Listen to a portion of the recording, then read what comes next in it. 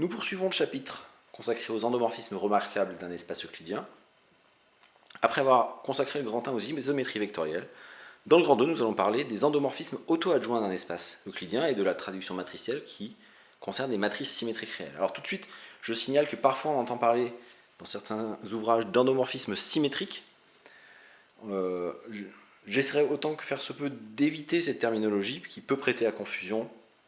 Donc je vais parler d'endomorphisme auto-adjoint. Je préviens tout de suite aussi que auto-adjoint, ça nécessiterait de définir l'adjoint, ce qu'on ne fera pas puisque ça ne fait pas partie du programme, ou plutôt ce qu'on fera en exercice seulement. Alors je commence par la définition d'un endomorphisme auto-adjoint.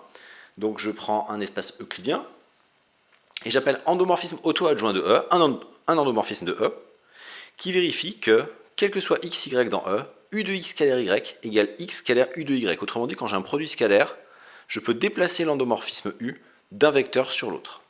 L'ensemble des endomorphismes auto-adjoints de E, on le note, grand S de E. Alors, on va voir plein de choses sur les endomorphismes auto-adjoints, mais une première chose, c'est qu'on va voir que parmi les projecteurs, les seuls projecteurs orthogonaux sont les projecteurs qui sont des endomorphismes auto-adjoints. C'est l'objet de la caractérisation qui est ici. Je prends un espace euclidien E, et P est un projecteur de E. Alors, P est un projecteur orthogonal, si et seulement si P est un endomorphisme auto-adjoint. Alors on avait dit qu'un projecteur orthogonal était rarement, voire jamais, sauf à être l'identité, une isométrie vectorielle. En revanche, les projecteurs orthogonaux sont des endomorphismes auto-adjoints. J'ai une caractérisation, donc j'ai un si et seulement si, je vais procéder par double implication. Je suppose que P est un projecteur orthogonal et je montre que c'est un endomorphisme auto-adjoint. Alors déjà c'est un endomorphisme, ça on le sait. Et donc il faut montrer la propriété, à savoir que quel que soit x et y des vecteurs dans E, P de x scalaire y égale x scalaire P de y. Alors je prends x et y dans E.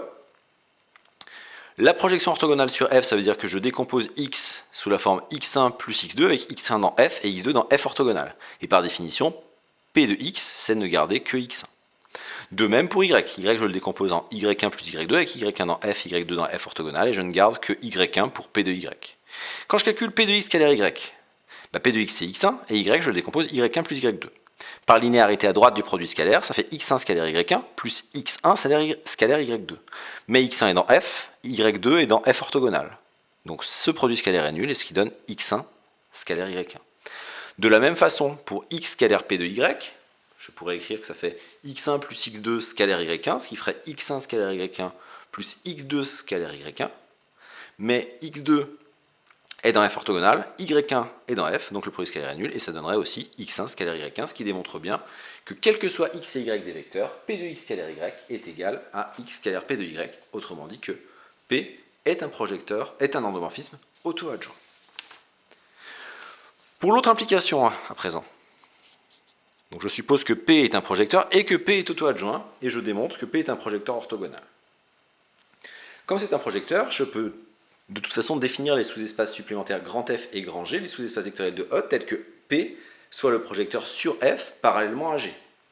F, c'est l'image de P, c'est aussi le sous-espace propre associé à leur propre 1, c'est-à-dire c'est l'ensemble des vecteurs qui sont invariants par le projecteur, et G, le sous-espace parallèlement auquel je fais ma projection, qui est le noyau de P, le sous-espace propre associé à leur propre 0. Et pour montrer que P est un projecteur orthogonal, il faut montrer que je projette sur F parallèlement à son orthogonal. Autrement dit, il faut montrer que G, c'est l'orthogonal de F. Alors, j'ai une inclusion, je vais montrer une inclusion. Je vais montrer que G est inclus dans l'orthogonal de F. Donc, je prends un vecteur dans G, x, et je montre qu'il est dans l'orthogonal de F. Pour montrer qu'un vecteur x est dans l'orthogonal de F, il faut que je démontre que quel que soit y dans F, x scalaire y vaut 0. Donc, je prends un vecteur y dans F quelconque et je calcule x scalaire y. Comme y est dans F et que les vecteurs qui sont dans F vérifient P de y égale y, j'écris ça sous la forme x scalaire P de y. Comme P est auto-adjoint, le P, je peux le basculer sur x, qui fait P de x scalaire y.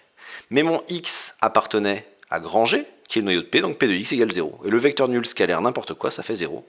J'ai donc bien démontré que quel que soit y dans F, x scalaire y vaut 0. Autrement dit que x appartient à F orthogonal. J'ai donc montré que G est inclus dans F orthogonal. À présent, pour conclure, au lieu de faire l'autre inclusion, je vais conclure par égalité des dimensions. Puisque je sais déjà que F et G sont supplémentaires, donc la dimension de G, c'est la dimension de E moins la dimension de F, car F et G sont supplémentaires avec un S, au bout de supplémentaire. Sauf que la dimension de E moins la dimension de F, c'est aussi la dimension de F orthogonale, puisque F orthogonale est un supplémentaire de F. Et donc j'ai G qui est inclus dans F orthogonale et qui a la même dimension, donc G est égal à F orthogonale.